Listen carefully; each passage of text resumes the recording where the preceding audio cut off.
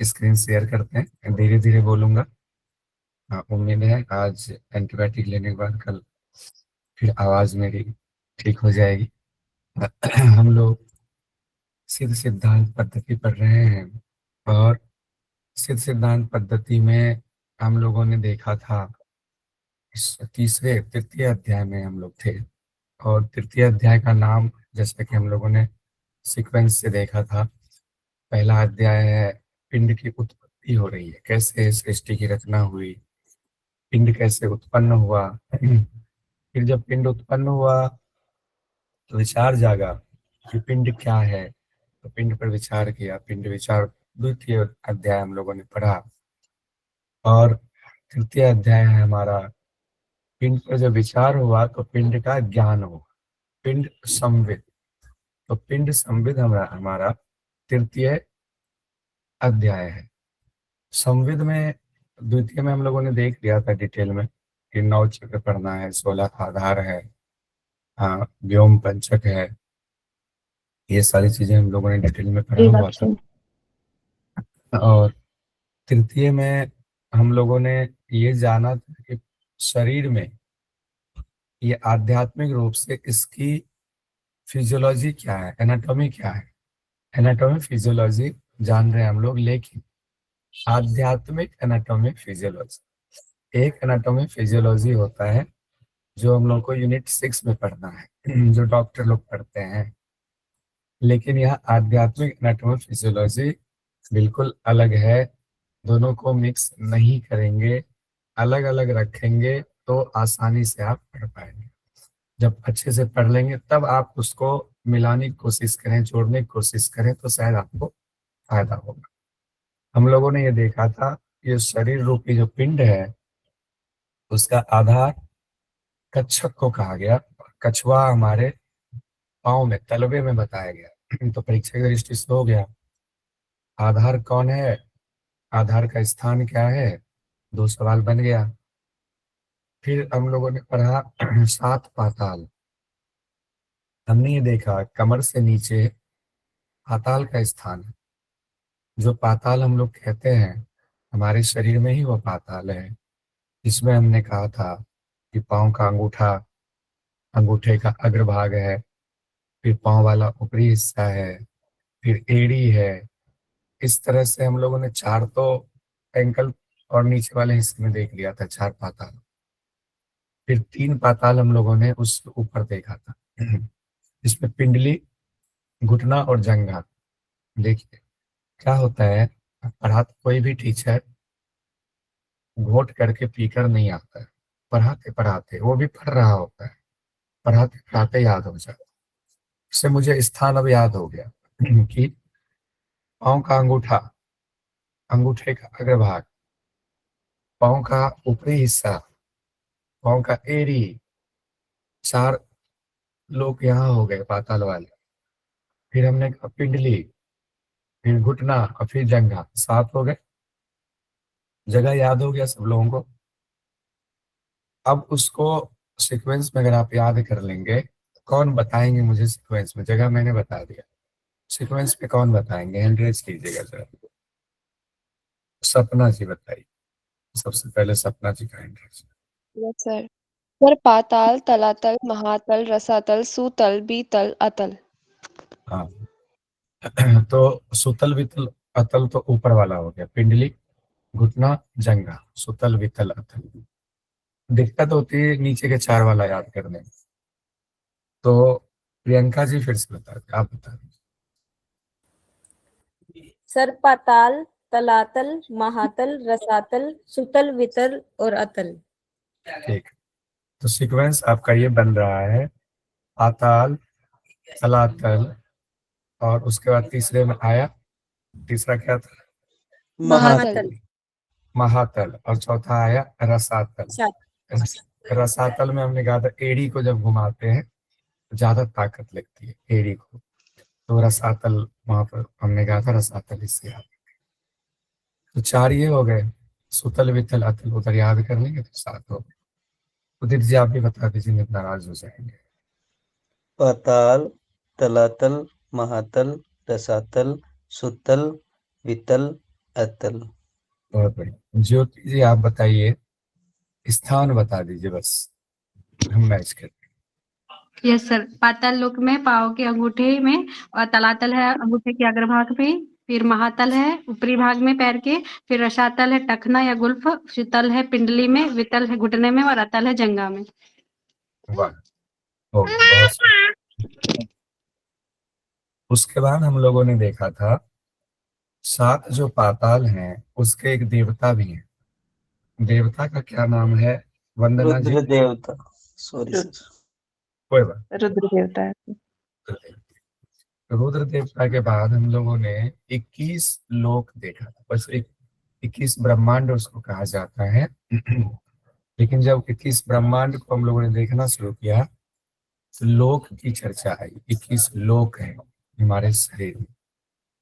21 लोक में भू भुआ स्व हम लोगों ने देखा, फिर उसके बाद 4 लोक और देखा जिसमें सत्य लोक तक पहुंचे थे। भू भुआ स्व, मह जन तप और सत्य लोक।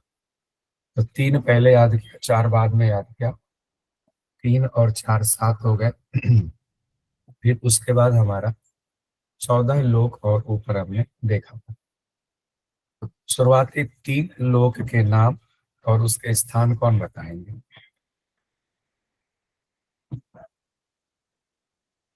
पुराने हैंड्रेज को माना जाए। जी सर। उदित जी, भू भुआ स्व का स्थान बताइए। सर उदित जी, इसका स्थान याद नहीं आ रहा मुझे।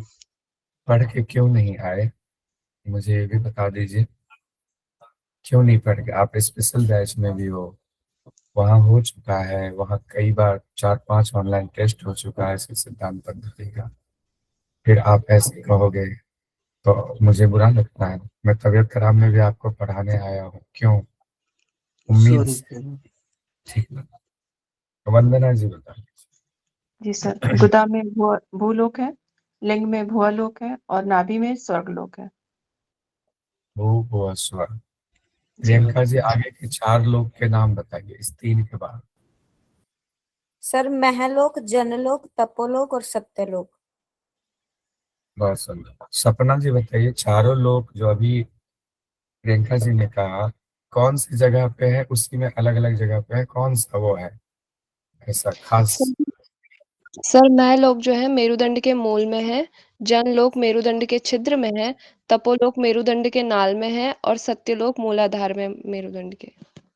बहुत सुंदर। यानी कि 4 लोग मेरुदंड में ही है, अलग अलग जगहों पर है मेरुदंड में ही। एग्जैक्ट जगह कई बार पता लगाना मुश्किल है। हम लोग पढ़ते हैं, कई बार विद्वता का इतना परिचय नहीं देना चाहिए कि लगे कि हम सब कुछ जानते हैं। सच ये है, जितने भी हठयोग के ग्रंथ हमारे सिलेबस में है उनकी चर्चा करता हूँ। कोई भी एक हठयोग का ग्रंथ ऐसा नहीं है जिसमें सारी बात लिखी गई। इवन एक भी ऐसा अभ्यास नहीं है जो अपने आप में पूर्ण हो। शारीरिक दृष्टि से फिजिकली तो सारे बताए गए हैं, लेकिन उसका उसकी आत्मा छिपाई गई है जानबूझ करके। और लिखा गया है कि गुरु जब तक ज्ञान नहीं देंगे तब तक ये सिद्ध नहीं हो। इसका मतलब हर अभ्यास अधूरा है, मैं यही मानकर चलता हूँ। लेकिन मैं आपको फोर्स नहीं कर रहा हूँ कि आप भी मेरी इस बात को मानो। लेकिन मैं पूरी तरह दृढ़ हूँ, हठयोग के किसी ग्रंथ में कोई भी अभ्यास, ना सत्कर्म, ना आसन, ना मुद्रा बंध, ना प्राणायाम, कोई भी अभ्यास पूरी तरीके से, पूरी विधि, पूरा वर्णन नहीं किया गया है। उसी तरीके से जब हम 4 लोक में अभी हम आते हैं, जो 4 लोक हैं, ये जो रीढ़ की हड्डी में बताए गए हैं, ये एग्जैक्ट स्थान की चर्चा नहीं है। मैंने कई विद्वानों को व्याख्या पढ़ने की कोशिश की, उनका कहना है गुरु कृपा से उनके द्वारा जो आप अभ्यास करते हैं तभी आप उन जगहों को हूबहू महसूस कर पाते हैं। जब महसूस करते हैं तब आप अपने शिष्य को बताते हैं। आपके भी फिर शिष्य बनेंगे तब, जब आत्मदर्शन होगा, शिष्य बनेंगे तभी बताएं, अदरवाइज किसी को पता नहीं चलता है। उसके बाद हम लोगों ने देखा था कुक्षी में यानी पेट में विष्णु लोक है। फिर हमने देखा लोक ऊपर बढ़ता चला गया। और लास्ट में जाकर के त्रिकोण वाली स्थिति में हम लोगों ने देखा था अंतिम लोक की चर्चा हो रही थी। अगर आप ध्यान देंगे, मैंने कहा था किसी शास्त्र से दोस्ती कर लेंगे तो याद हो जाएगा, 4 बार 5 बार पढ़ेंगे, टेबल बनाएंगे, चिपकाएंगे तो याद हो जाएगा। इसमें हम लोगों ने ये भी देखा था भू भुआ स्व लोक, इनके देवता इंद्र हैं, और मेरुदंड में जो 4 लोग हैं महज नतप और सत्य लोग, उनके देवता ब्रह्मा भगवान है। बाकी के जितने लोग आगे हैं और उनके एक लोक के एक एक देवता हैं। यहाँ तक हो गया था। आगे हम लोग बढ़ाते हैं इसी यात्रा को। वर्ण विचार, वर्ण को लेकर के जब भी चर्चा होती है, बात होती है, समाज में नफरत फैल जाती है, लेकिन हठयोग में नफरत के लिए कोई जगह नहीं है। आपको इतिहास पता होना चाहिए। गुरु गोरखनाथ जी ने या हठयोग को पढ़ाने वाले बाकी के हठयोगियों ने भी वर्ण व्यवस्था को बिल्कुल नहीं माना कि कौन उच्च कौन नीच। उन्होंने माना जो अभ्यास कर रहे हैं, वो मोक्ष के लिए जा रहे हैं, वो सब बराबर हैं, चाहे वो किसी भी वर्ण से जाति से आते हो। ये इतिहास है इनका, इनका हठयोग का इतिहास। कॉलेज के बड़े बड़े प्रोफेसर जब आप सुनोगे तो उनका यही है। इसीलिए हठयोग के बारे में क्या हुआ, शुरुआत में उच्च जाति के लोगों ने जो इस रेखा के अंदर अपने आप को जिन्होंने बांध रखा था, वो हठयोग से दूर होते चले गए। बहुत सारे जिन्होंने इस बंधन को तोड़ा वो हठयोग में आगे बढ़े, ये सत्य है। इसीलिए जब हम सिद्ध सिद्धांत पद्धति पढ़ते हैं और वहां वर्ण विचार की चर्चा आती है, हमें दिमाग से निकाल देना चाहिए। समाज में ये जो ब्राह्मण क्षत्रिय वैश्य शूद्र है, यहाँ उसकी चर्चा हो रही है, उसकी चर्चा नहीं है। यहाँ सीधे विचारों से और यहाँ पर कर्म से जोड़ा गया है सीधे। जैसे ब्राह्मण, अब एग्जाम की दृष्टि से ब्राह्मणों का क्या कर्म है? सदाचार, शिक्षा दीक्षा और आचरण। अच्छे आचार के व्यवहार उसका होना चाहिए, ये उम्मीद की जाती है। शिक्षा ग्रहण करना, शिक्षा देना, दीक्षा देना। देखिए शिक्षा और दीक्षा दोनों शब्द अलग है, 2 शब्द हैं, ध्यान दीजिएगा। जब आप गुरुकुल परंपरा में जाते हैं तो शिक्षा गुरु अलग होते हैं, दीक्षा गुरु अलग होते हैं, ये जान लीजिए। शिक्षा दीक्षा अर्थ दोनों का अलग अलग है, उतना डिटेल नहीं जाएंगे। दीक्षा गुरु होते हैं, गुरु। शिक्षा होते हैं उनके नीचे जो उनको ज्ञान देते हैं कि आपको, एक जैसे हम लोग भी पढ़ रहे हैं, ज्ञान है, तो आप मुझे कह सकते हैं कि मैं शिक्षा गुरु हूँ, यानी शिक्षक हूँ, शिक्षा गुरु। मैं दीक्षा गुरु नहीं हो सकता, योग में तो नहीं। योग में गुरु कौन है? जिनको आत्मदर्शन होगा। तो ब्राह्मण, अगर मैं पढ़ा रहा हूं अभी तो मैं ब्राह्मण, दीक्षा नहीं दे रहा हूं क्योंकि दीक्षा देने के योग्य नहीं हूं, उस संदर्भ में मैं ब्राह्मण नहीं। अब क्षत्रिय, एग्जाम की दृष्टि से देश की रक्षा करना, जितने सैनिक हैं हमारे सब क्षत्रिय हैं। धर्म की रक्षा जो भी कर रहे हैं, चाहे वो ब्राह्मण ही क्यों ना जाति में पैदा हुए हो, वो क्षत्रिय है। चाहे कोई भी धर्म की रक्षा कर रहे हैं, वो क्षत्रिय है उस वक्त।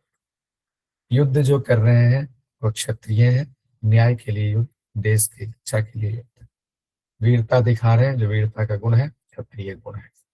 इसको गुण से जोड़कर पढ़ेंगे, इन परीक्षा में आ सकता है क्षत्रिय के कौन कौन से गुण बताए गए हैं, वहां पर हम कंफ्यूज नहीं होंगे। वैसे हो गए जो व्यापार करते हैं। अगर मैं अभी हूं, मैं भी व्यापार कर रहा हूं, क्यों है इसमें व्यापार भी नहीं होगा, घर नहीं चलेगा मैं, तो इस वक्त मैं वैसे की भी भूमिका चाहता हूँ। फिर शूद्र है, सेवा कार्य करना। अब जो समाज के हिसाब से सेवा कार्य का अलग अर्थ लगाया जाता है, वहां शूद्र का अलग अर्थ लगाया जाता है। सेवा कार्य हम सब कर रहे हैं, तो मैं जब सेवा के भाव से काम करता हूँ कि आपने उन्हें धन दिया, मैं आपको ज्ञान के रूप में सेवा कर रहा हूँ, तो मैं शूद्र हूँ। तो एक ही व्यक्ति में, पिंड में सारे गुण मौजूद हैं। अगर ऐसा नहीं होता तो गुरु गोरक्षनाथ, ये मेरी अपनी व्याख्या में जोड़ रहा हूँ, इस पर बहस में नहीं जाऊंगा। उसके बाद गुरु गोरखनाथ जी ने नीचे जो बताया फिर वो नहीं बताते, उन्होंने कहा 64 कला के कार्य हैं, और 64 कला, एक एक कला में जो निपुण है वो उसके अलग वर्ण हो गए, यानी कलाकारों के 64 वर्ण है। ये भी ध्यान रखिएगा, एग्जाम में आ जाएगा इतना। सिद्ध सिद्धांत पद्धति में कलाकारों के कितने वर्ण बताए गए हैं, सिद्ध सिद्धांत पद्धति में कितनी कलाओं की चर्चा है? 64 याद रहेगा। छिपा हुआ ये है, आप सोचोगे एक क्वेश्चन थोड़ी पूछा जाएगा, आप बढ़ जाओगे आगे, क्वेश्चन पूछ दिया जाएगा, आप आकर ढूंढोगे, अरे अरे अरे ये छूट गया। अब स्पेशल डायरी में नोट कीजिए। मैंने कहा है सबको एक स्पेशल डायरी अलग से बनाएंगे, जो एग्जाम के टाइम में 10 दिन पहले आपको बस एक नजर मारना है, स्पेशल डायरी में इसको नोट कर दीजिए। अब हम लोग आगे बढ़ते हैं। 7 द्वीप भी हमारे इस पिंड में मौजूद है। इसके नाम पहले ले लेते हैं, फिर हम लोग जोड़ने की कोशिश करेंगे कहाँ कौन सा मैच हो रहा है। जम्बू द्वीप, शाक द्वीप, सूक्ष्म द्वीप, क्रौंच द्वीप, गोमय द्वीप, श्वेत द्वीप, प्लक्ष द्वीप, ये 7 द्वीप हैं। जम्बू द्वीप पहला है, जामुन होता है जम्बू द्वीप। मज्जा में कहा गया जम्बू द्वीप है। मज्जा, मज्जा क्या होता है? हड्डियों में जो बोन मैरो होता है उसको मज्जा कहते हैं। सही हूं ना मैं? आप बताइएगा, मुझे कुछ आता नहीं है। मज्जा में जम्बू द्वीप है। जम्बू द्वीप, जम्मू में जामुन वाला द्वीप हिंदुस्तान को कहा जाता है, और बढ़िया चीज है, अच्छा है, खाना चाहिए, खाने वाला है सीजन इसका। मज्जा में जम्बू द्वीप है, याद रहेगा। मज्जा जम्बू, मज्जा जम्बू। मज्जा ज से खत्म हो रहा है, जम्बू ज से शुरू हो रहा है। ऐसे कुछ जोड़ लीजिए, कुछ कुछ नहीं जोड़ लीजिए। हड्डियों में 7 द्वीप है, हड्डियों में 7 द्वीप। कैल्शियम के लिए खाइए पालक सा साग, हड्डियां मजबूत होंगी। ऐसे में निमोनिक जोड़ रहा हूं और कोई अर्थ नहीं है इसका। साग खाएंगे हड्डियां मजबूत होंगी, ऐसा कहा जाता है। जैसे खास करके कैल्शियम के लिए कहा गया, आयरन के लिए कहा गया, पालक खाएंगे तो बढ़ेगी ये सब चीजें। तो जोड़ लीजिए, हड्डियां साग खाने से मजबूत होंगे, साग द्वीप हो गया। सिराओं में सूक्ष्म द्वीप है, सिराओं में सूक्ष्म द्वीप।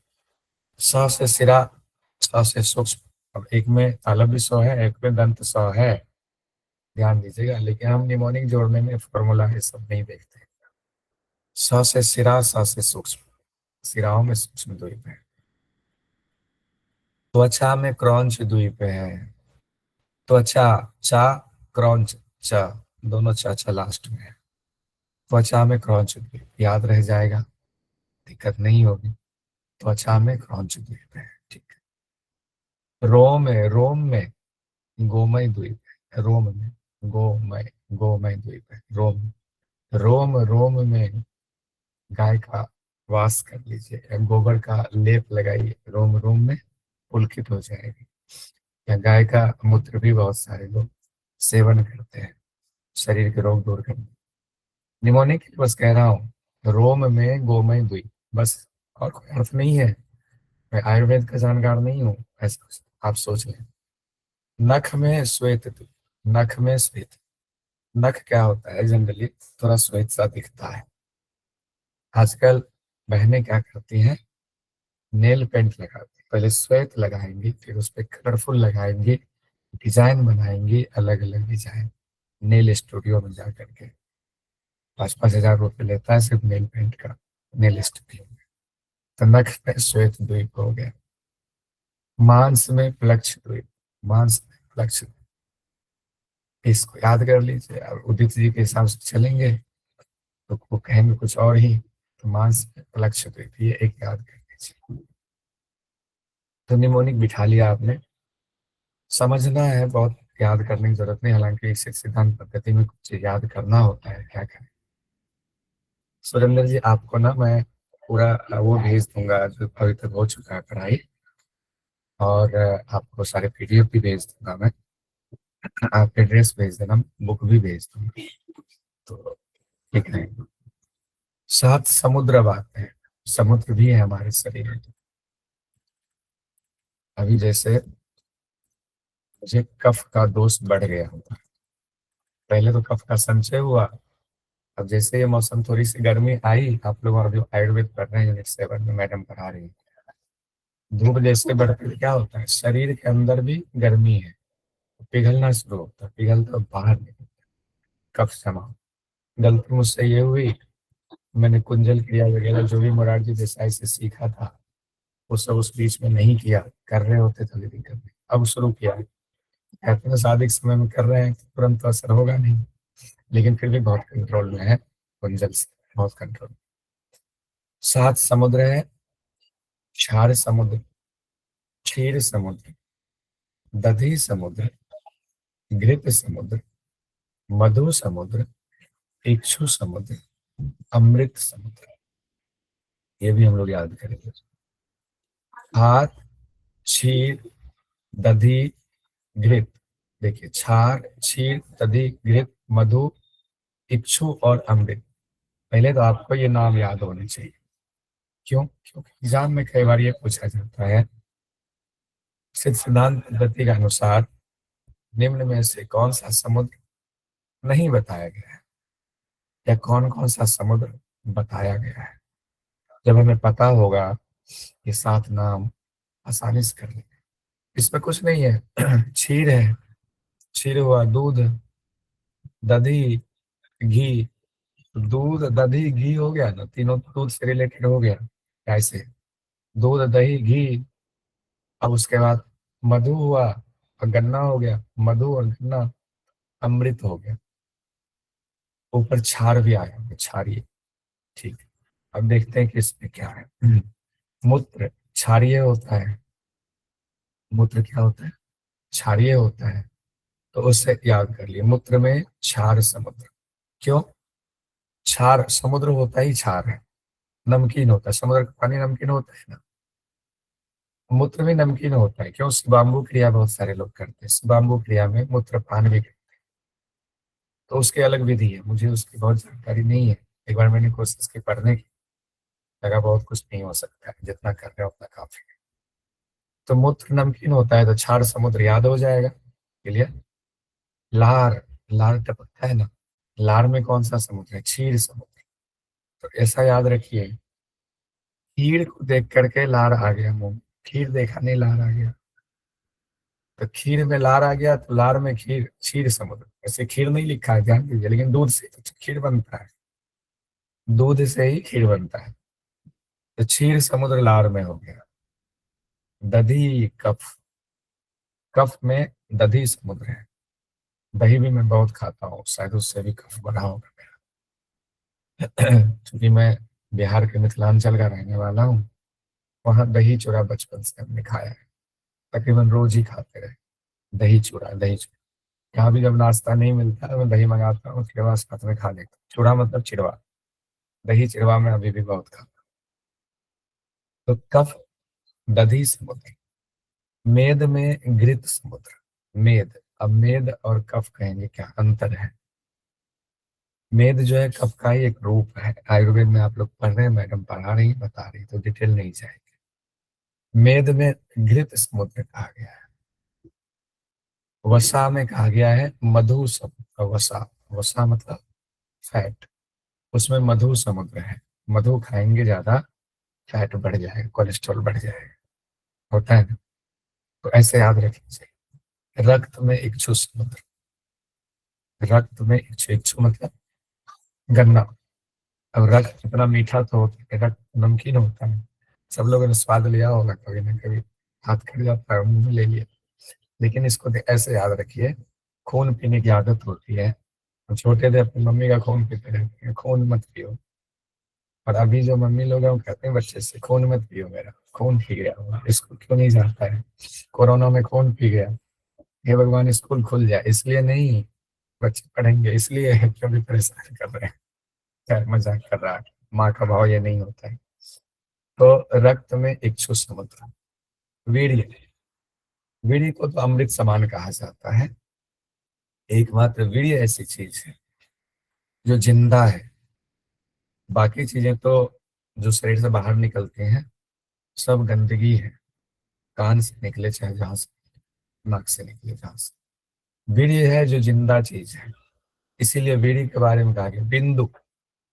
यही अमृत से हम लोगों ने पढ़ा है ग्रंथ में ना, हम लोगों ने जो पढ़ा है जब उसका कनेक्शन जोड़ते हैं, जो अमृत से बिंदु, अमृत श्राव होता है, सोम श्राव होता है, जो अमर वारुणी रस भी कहा गया है, वही अमर वारुणी रस जा करके बिंदु रूप में, वीर्य रूप में परिणत होता है। उसी को जब हम खींच लेते, रोक लेते हैं, ऊर्ध्वगामी कर लेते हैं, उसी को चंद्रमा में ले जाके स्थापित कर लेते हैं, वीर्य की रक्षा के, बिंदु की रक्षा। तो अमृत हो गया, जुड़ जाएगा वहां से, वीर्य अमृत से, अमृत समुद्र। बैठ गया सारा सीक्वेंस, कोई दिक्कत तो नहीं हुई? ठीक है, हम सब चीजें पता चलेगा मैं सही हूँ। कल पूछूंगा, सब लोगों से ध्यान रखिएगा। आवाज डाउन होने की वजह से हाथ बहुत खींचा नहीं जा रहा है, नहीं तो आज सोचा था थोड़ा ज्यादा कर ले। भाई अब थोड़ा हल्का हल्का वाला है, भारी वाला निकल गया मामला, अब हल्का वाला मामला है। 9 खंड भी है, 9 खंड हमारे शरीर में भी है। भारत खंड, कर्पूर खंड, कश्मीर खंड, श्रीखंड मिठाई नहीं है, श्रीखंड है, शंख खंड, एक पाद खंड, गांधार खंड, कैकर्त खंड, महामेरु खंड।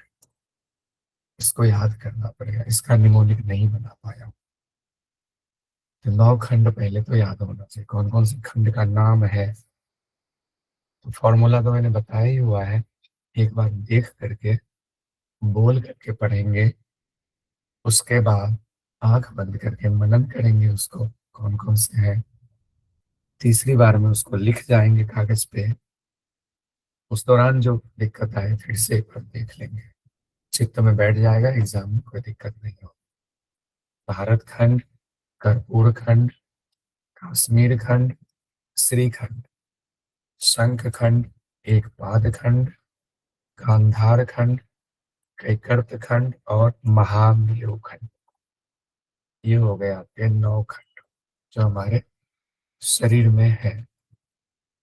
अब हम लोग 8 पर्वत के नाम देखते। पर्वत में बताया गया कौन सा पर्वत कौन सी जगह पर है, इसको थोड़ा देखना पड़ेगा। 8 पर्वत नाम देख लीजिए, सारे पर्वत के नाम ग्रंथ में तो हम लोगों ने पढ़ा हुआ है, ग्रंथ में सब नाम जानते हैं।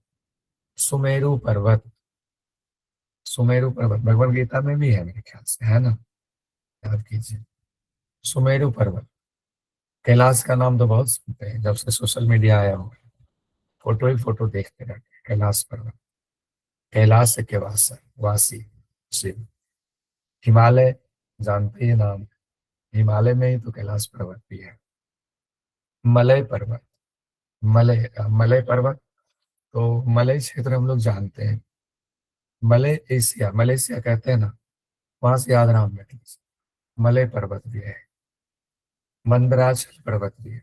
ये सब हम लोग पुराणों में या ग्रंथों में, जो हमारे पौराणिक ग्रंथ हैं उनमें ये सब नाम आसानी से मिल जाते हैं।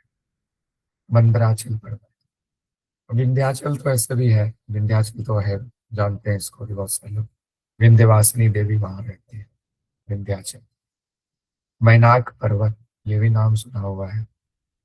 श्री पर्वत एक है, श्री पर्वत, इसको श्री शैल शब्द कहा गया, शैल मतलब पर्वत, तो श्री पर्वत भी कहा गया है। अब शरीर में कहा है, मेरुदंड में यानी रीढ़ की हड्डी में, स्पाइन में सुमेरु पर्वत कहा गया है, स्पाइन में सुमेरु पर्वत। ब्रह्म कपाट में कैलाश पर्वत है, ब्रह्म कपाट, ब्रह्म कपाट कैलाश पर्वत।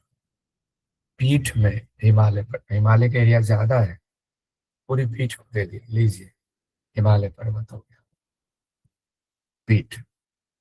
बायां कंधा, दायां कंधा, बायां कंधा, दायां कंधा, मलय पर्वत, मंदराचल पर्वत।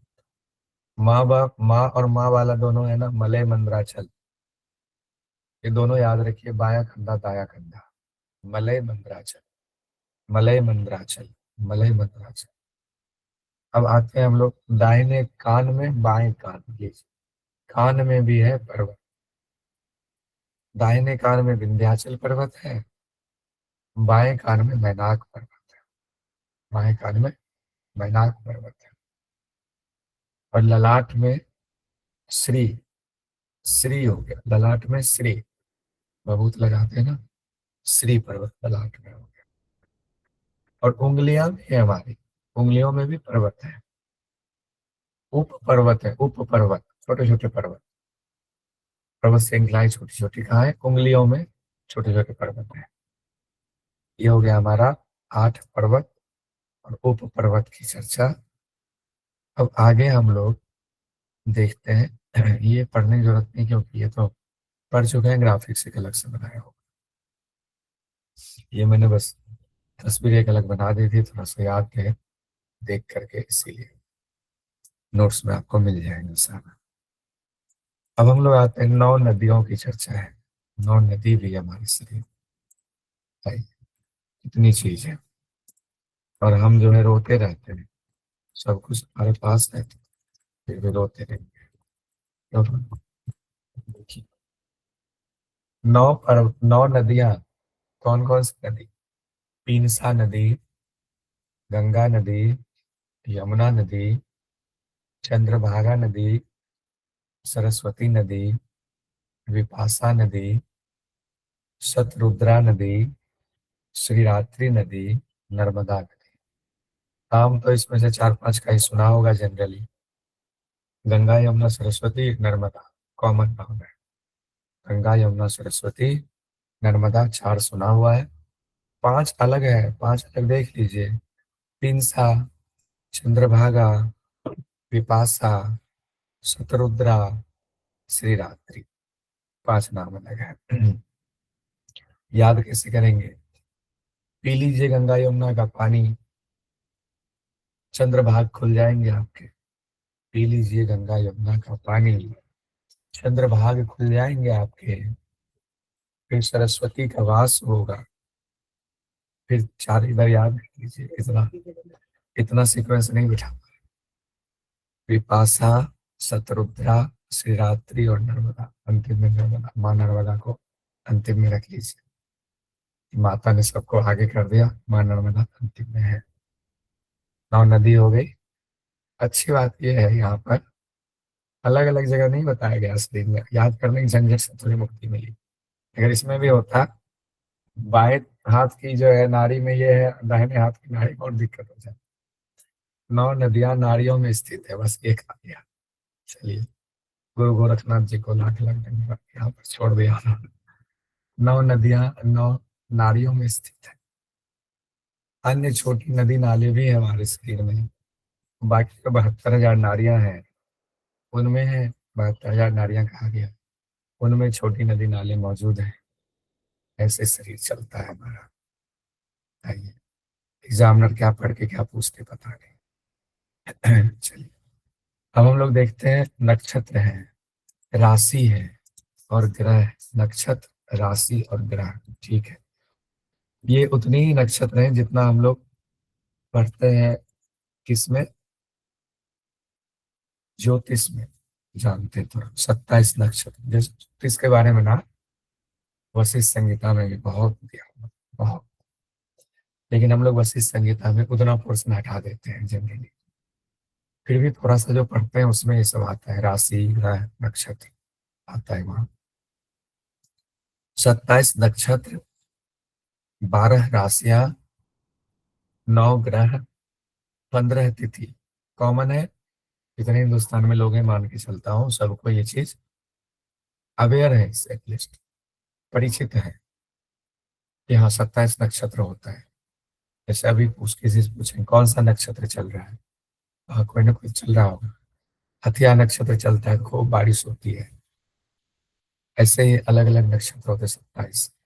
राशि तो सबको याद होगा, अपनी अपनी तो याद होगा ही, कम से कम मेरा तुला है तो न्यूज़पेपर में देखना होता है, पंडित जी बताते हैं तो क्या पता उसको याद रखते हैं कौन से कलर का कपड़ा पहने, कौन से महीने में। 9 ग्रह तो ये ऐसे भी पूरी दुनिया याद रखती है, 9 ग्रह तो वैज्ञानिक भी याद रखते हैं। 15 तिथि पाक्षिक हो गया, एक पक्ष दूसरा पक्ष, 15 दिन का एक पक्ष, 15 दिन का दूसरा। कृष्ण पक्ष शुक्ल पक्ष हो गया 15-15 दिन का। कहाँ मौजूद है शरीर में ये सब? घुमावदार नाड़ियों के कोष्ठक में मौजूद है।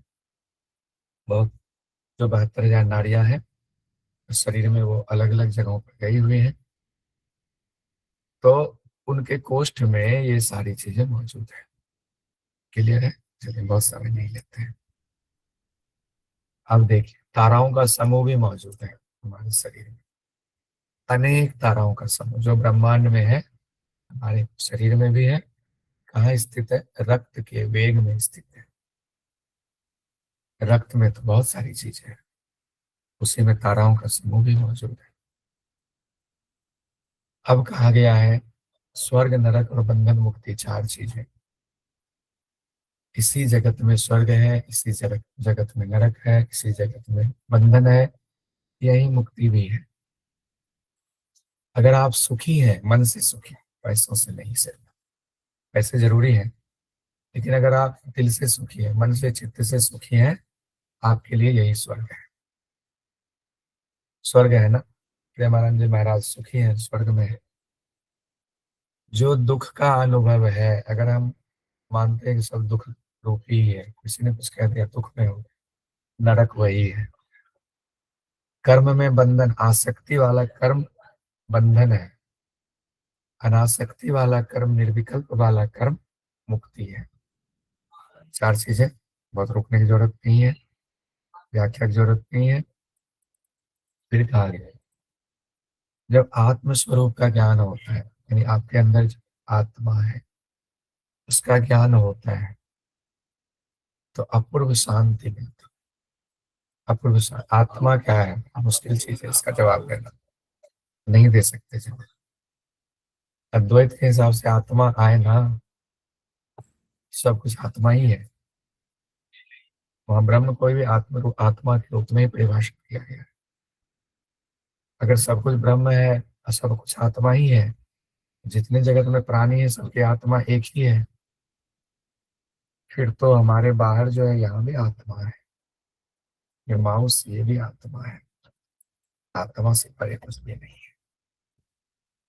लेकिन उसी आत्मा को जो यहाँ आत्म स्वरूप की चर्चा हो रही है, वो जो इस घट में बना हुआ आत्मा है उसको जीवात्मा कहते हैं, उसकी चर्चा हो रही है। तब जीवात्मा, हाँ जीवात्मा अलग अलग हो सकता है कि जितना कटोरी, उतने कटोरी में पानी है तो उतने चांद नजर आते हैं, लेकिन चांद एक ही है। जितने शरीर उतने प्रकार की क्रियाएं होती हैं, शक्ति है, तो जीवात्मा, आत्मा एक ही है। अद्वैत का ये सिद्धांत। परमात्मा, अब इस तरीके से परमात्मा प्रत्येक शरीर में वास करता है, चाहे वो आपका दुश्मन ही क्यों ना हो, परमात्मा उनमें भी वास करता है। यही पिंड का ज्ञान है, गुरु गोरखनाथ से कहते हैं। आइए हम लोग आगे बढ़ते हैं। थोड़ा सा मतलब गला खराब होने की वजह से पढ़ाने में कोई दिक्कत तो नहीं आ रही है? हाँ, तीसरा कंप्लीट हो गया। तृतीय उपदेश था, छोटा उपदेश था।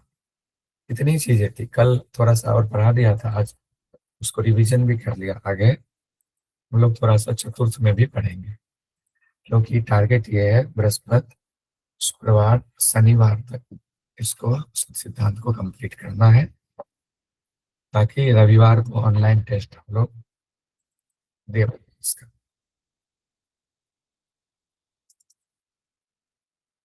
5वां छठा थोड़ा बड़ा है लेकिन मजेदार है। चौथा भी छोटा बड़ा नहीं है।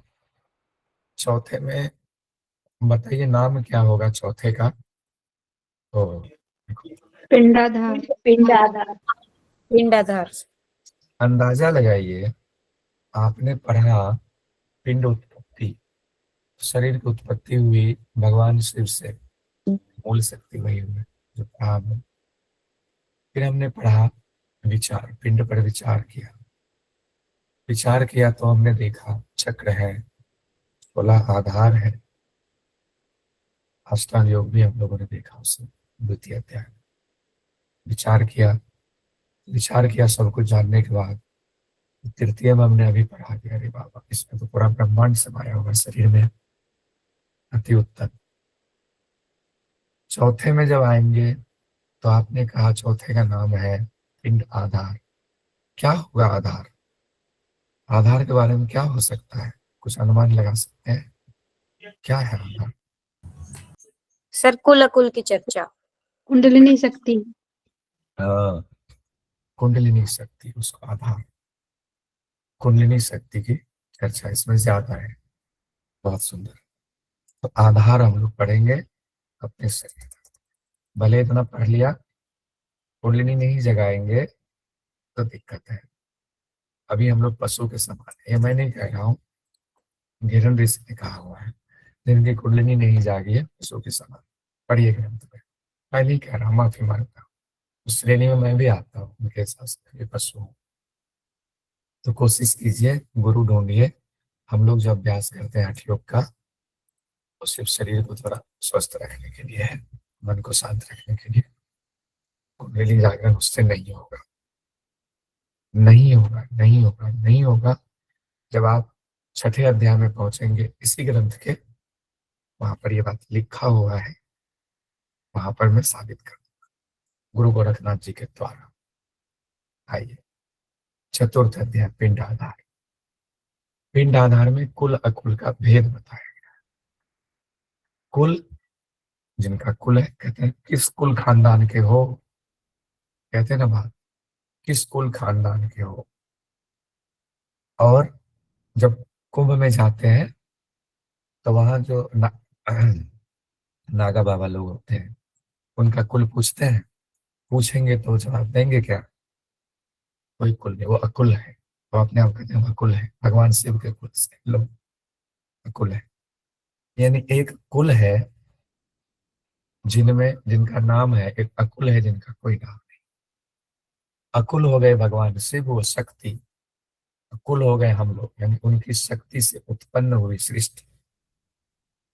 अब कुल अकुल जान गए तो कुल अकुल के बीच में एक बंधन है।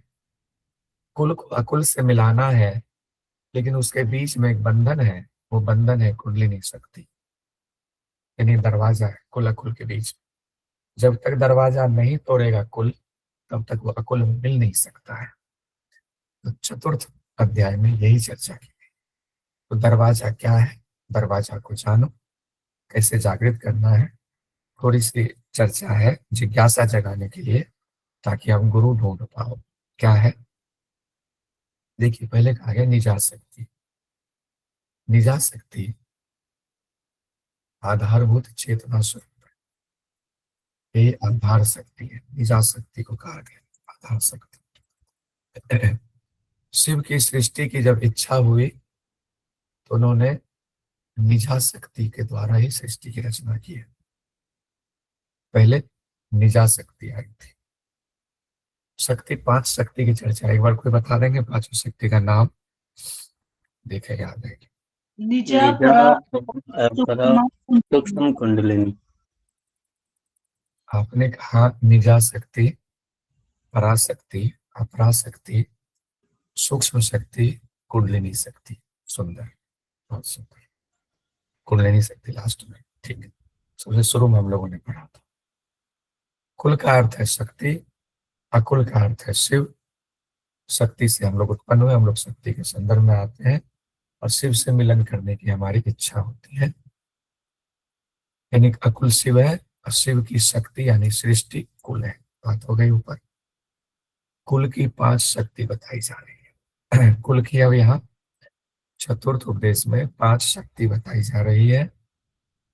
परा, सत्ता, अहंता, स्फुरता और कला। परा, सत्ता, अहंता, स्फुरता और कला। परा हो गया सबसे प्रथम जो शक्ति है। पराशक्ति आए तो हमारे इस सत्ता का बोध होता है। सत्ता का बोध होना ही अहंकार हो जाता है। स्फुरन करते हैं तो सृष्टि और बढ़ने लगती है, गति होती है। फिर हम अपने अंदर कलाओं को महसूस करते हैं।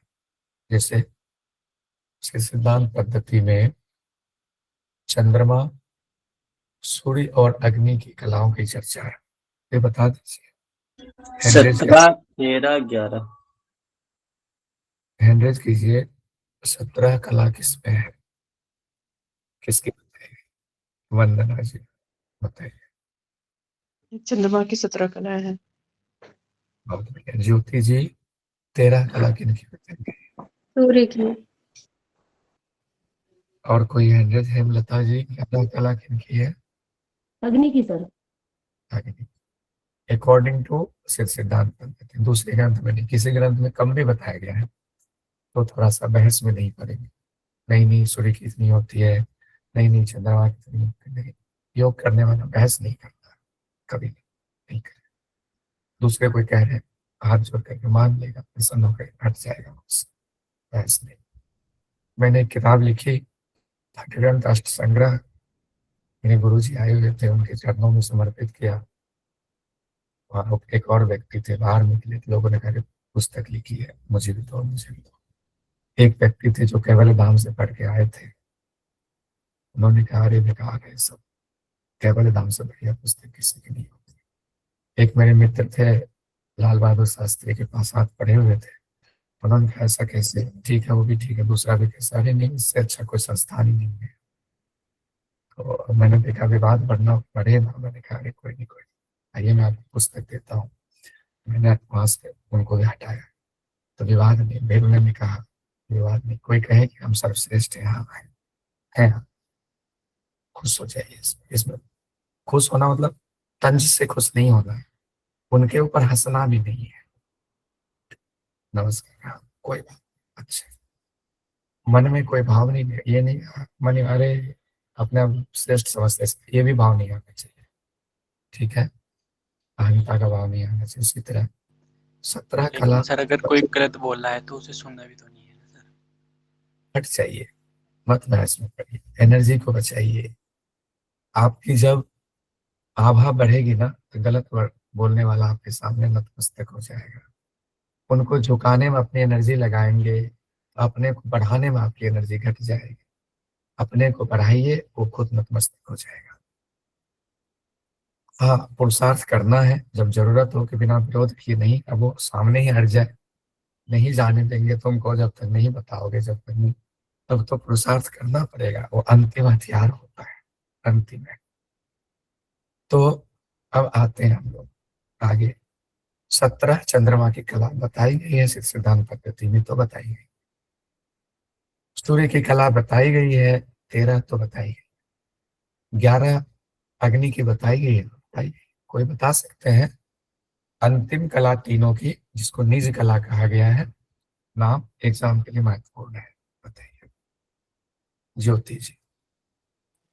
सर चंद्रमा की निज कला है सोमरसमयी कला, और सूर्य की है स्वप्रकाशित, और अग्नि की है ज्योतिरिद्धि। ज्योतिरिद्धि आसान है याद करना। चंद्रमा से क्या होता है हमारे शरीर में? क्या होता है? अमृत का स्राव होता है। ठीक है, याद हो गया अमृत सब। और अग्नि स्वप्रकाशित है, ओ सॉरी, सूर्य स्वप्रकाशित है, कहीं और से प्रकाश नहीं ले रहे, स्वप्रकाशित है। हमारी अभी तक जितना पढ़ते हैं, हालांकि ब्रह्म की शक्ति उनमें भी है, लेकिन उनको भी कई उपनिषदों में कहा गया ब्रह्म स्वरूप ही है आदित्य भगवान, स्वप्रकाशित निज कला। और अग्नि का कहा गया है, क्या कहा गया है ज्योति जी? यस सर, अग्नि की ज्योतिरिद्धि। ज्योति रीति। हालांकि अग्नि जो है वो सूर्य का ही अंश है, अग्नि सूर्य का अंश है, तो ऐसे इसको याद रखिए। अग्नि सूर्य का अंश है, ज्योति भी सूर्य का अंश है, ज्योति रीति, ज्योति भी सूर्य का अंश, तो ऐसे याद हो जाएगा अंतिम कला। अब देखिए, कुल और अकुल शक्ति, प्रलय की स्थिति में दोनों मिल जाता है, यानी कुल शक्ति का अकुल शक्ति में लय हो जाता है, यानी माँ पार्वती भगवान शिव में मिल जाते हैं, अर्धनारीश्वर, वो प्रलय की अवस्था है। प्रलय का अर्थ 2-3 संदर्भ में पढ़ा जाता है। एक प्रलय होता है हम अपनी सृष्टि को लय कर लें अगर, यही हमारे लिए प्रलय है। दूसरे का प्रलय उनका अपना प्रलय है। हमारा प्रलय हमारे चित्त को शांत करके प्रभु में लीन कर देना हमारे सृष्टि का प्रलय है। एक प्रलय यह है, तो हम अपनी शक्ति को अकुल में लय कर देंगे। दूसरे प्रलय की चर्चा जो स्थूल प्रलय है, भौतिक प्रलय है, उसकी चर्चा वशिष्ठ संहिता में की गई है। हालांकि हमारे सिलेबस में नहीं है, इसलिए हम नहीं पढ़ते हैं, लेकिन जब आप उस पर पढ़ोगे उसमें दिया गया है आकाश से अग्नि की बारिश हो रही है, बड़े बड़े अग्नि के पत्थर वाले ऐसे ऐसे बड़े बड़े टूट के गिर रहे हैं, सब कुछ जल रहा है। इससे लगता है पूरी पृथ्वी जल रही है। जितने सिद्ध संत हैं सब आकाश में स्थापित हो गए।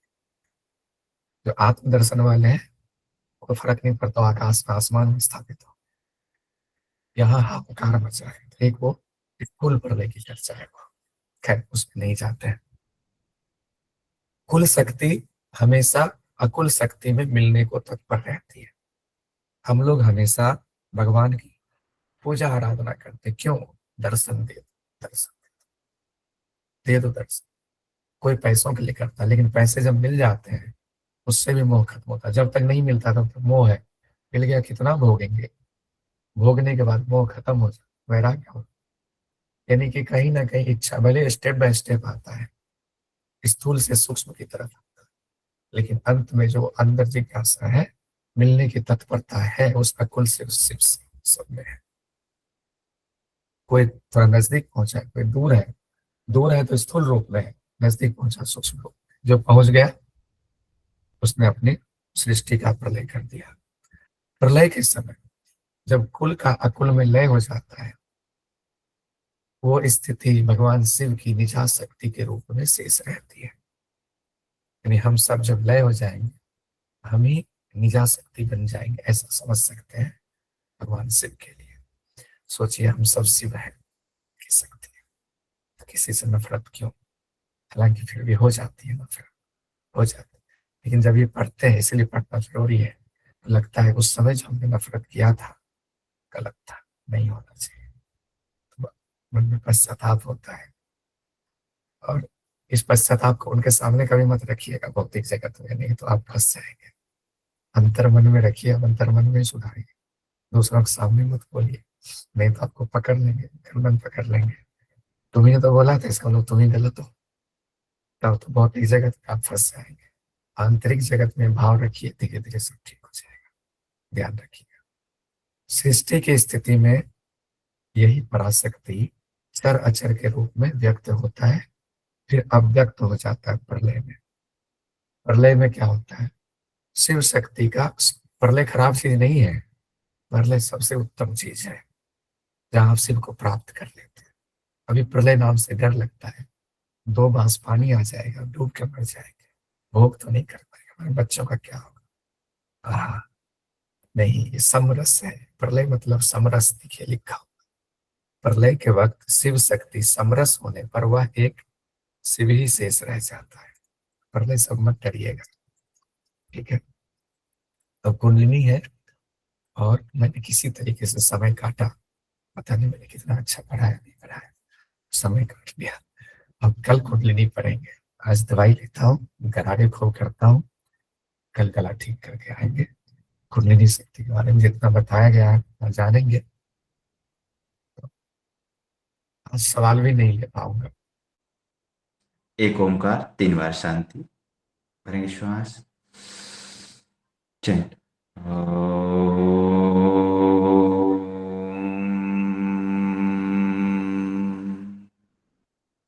शांति शांति शांति। Take a deep breath. माता पिता गुरुजनों को नमन करें। हम सभी स्वस्थ रहें, हम सभी का जीवन मंगल में हो, ऐसी भावना के साथ दोनों हाथों को रब करेंगे। ऊर्जा उत्पन्न कर जाएगी। इस उत्पन्न ऊर्जा को कप से बनाकर आंखों को लगाइए, चेहरे में, सिर में, कानों में कर दें। फिर अंत में हाथों को देखते हुए मुस्कुराहट के साथ हाथों को खोलेंगे। धन्यवाद।